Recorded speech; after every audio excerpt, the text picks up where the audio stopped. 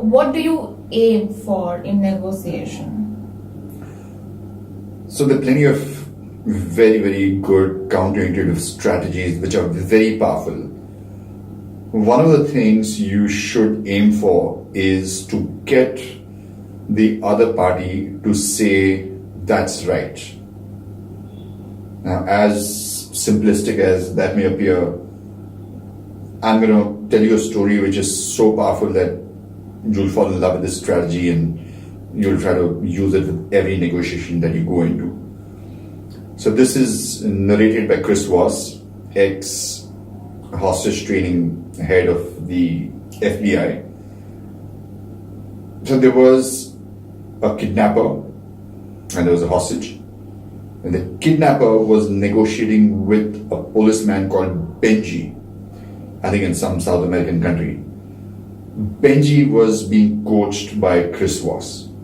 Okay, so Chris Voss was telling Benji, how do you negotiate with this kidnapper and try to get the hostage back ideally by not paying the ransom, because that's the whole objective of negotiation. How do you not pay a ransom? And how do you get the hostage back safely? This kidnapper was really, really rough. He was the head-chopping kind of guy, a murderer, somebody who would not hesitate to kill if he did not have his demands met.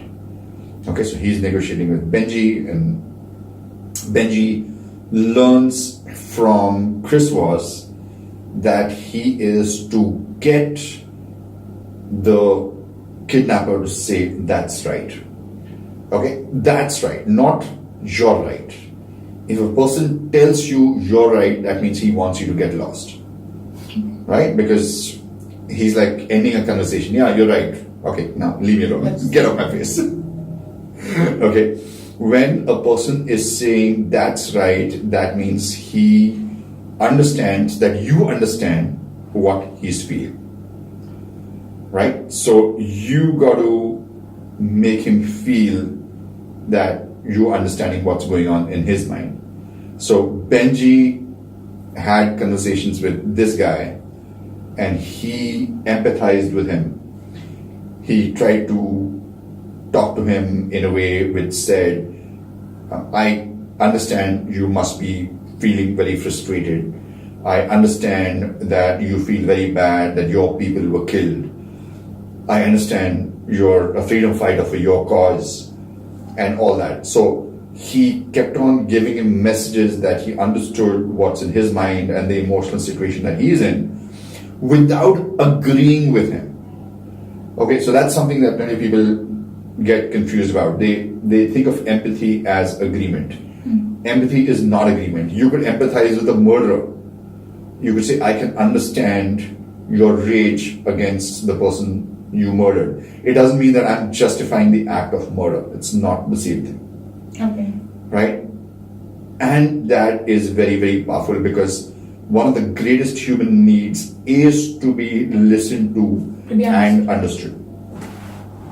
To such a great extent that this kidnapper, after some time, literally dropped his demand, his ransom demand. Mm-hmm. And he just stopped talking about it.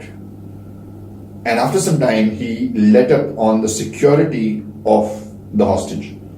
So the hostage guy escaped at the first opportunity he got, and the whole situation was resolved. So Benji's in his office one day. After a week of this incident, the kidnapper calls Benji and he says, did they promote you yet? And Benji's pretty confused. First, he couldn't identify the voice because he probably changed his voice or it was a bad communication line. And he says, why would they promote me? And the kidnapper says, because I was really going to kill him. I don't know what you did. I have absolutely no clue about the magic that you played on me, but you stopped me from killing him. I have no clue what you did. Now, that's how powerful the concept of getting that's right from the other party is. If it worked with a hardcore kidnapper, a murderer, then I'm sure it'll work with almost all your clients. That's right.